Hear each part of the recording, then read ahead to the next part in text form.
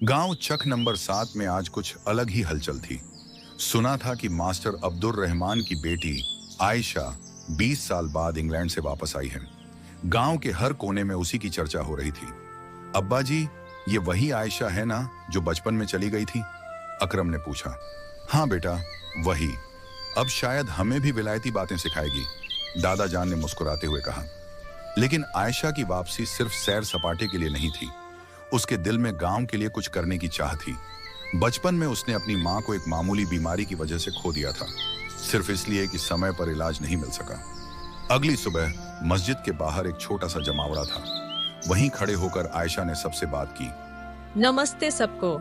मैं चाहती हूँ कि गांव में एक छोटा सा क्लिनिक बनाऊं, जहां मुफ्त इलाज हो, खास तौर पर औरतों के लिए। बीबी, तुम विलायती हो, क्या समझोगी गांव के मसले?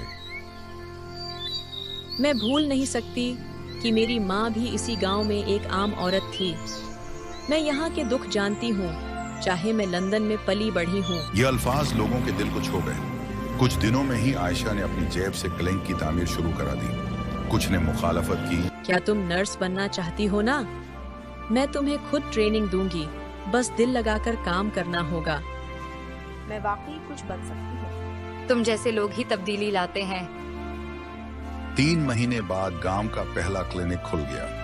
न कोई फीस, न धक्के, न सिफारिश।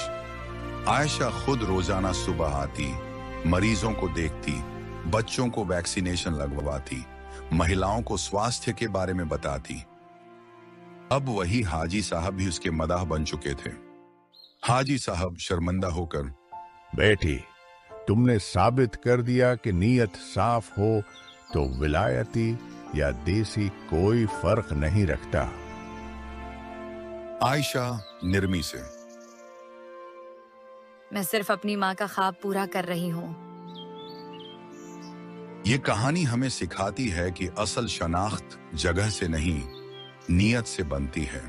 अगर आपके दिल में खिदमत का जज्बा हो तो दुनिया बदल सकती है, चाहे आप कहीं से भी आएं।